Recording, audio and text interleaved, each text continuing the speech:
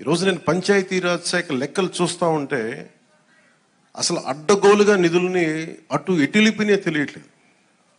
మీరే చూశారు, ఒక చిన్నపాటి కాలువకి ఒక మండలానికి కావాల్సిన డబ్బులు ఒక 15 కోట్లు 10 కోట్లు ఏది ఒక చిన్నపాటి మినీ రిజర్వేర్ అవసరం ఏదైనా ఉంది, లేదంటే మనకి చిన్న కాలువల మరమ్మతులు కానీ, వాళ్ళ ప్రయారిటీ వాళ్ళు మంచిగా చెడా ఇవన్నీ పక్కన పెడితే వాళ్ళ ప్రయారిటీ 600 కోట్లు పెట్టి ఋషికొండలో ప్యాలెస్ కట్టుకున్నారు. అదే 600 కోట్లు ఈ పాటికి మనకి ఇక్కడ కనుక పెట్టుంటే ఒక జిల్లా అభివృద్ధి అయిపోయింది. సో మేము తీసుకున్న ప్రయారిటీ అది.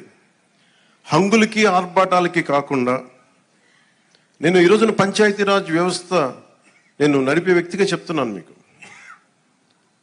ఇందులో నా సైడ్ నుంచి కరప్షన్ ఉండదు, నేను మీకు మాటిస్తున్నాను.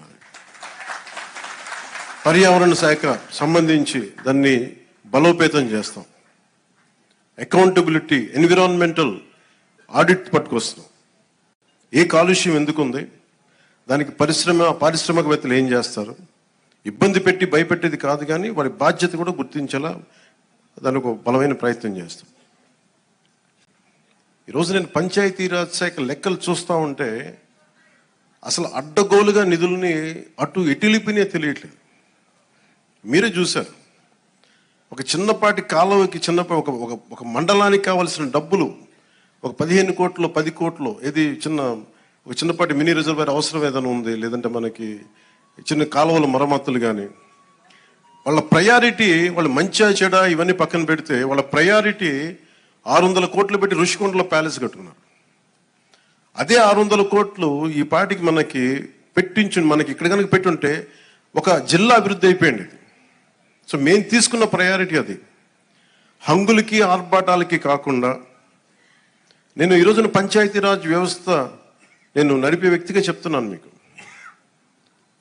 ఇందులో నా సైడ్ నుంచి కరప్షన్ ఉండదు, నేను మీకు మాటిస్తున్నాను.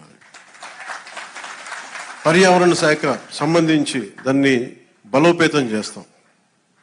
అకౌంటబిలిటీ, ఎన్విరాన్మెంటల్ ఆడిట్ పట్టుకొస్తున్నాం. ఏ కాలుష్యం ఎందుకుంది, దానికి పారిశ్రామికవేత్తలు ఏం చేస్తారు, ఇబ్బంది పెట్టి భయపెట్టేది కాదు, కానీ వారి బాధ్యత కూడా గుర్తించేలా దానికి ఒక బలమైన ప్రయత్నం చేస్తాం.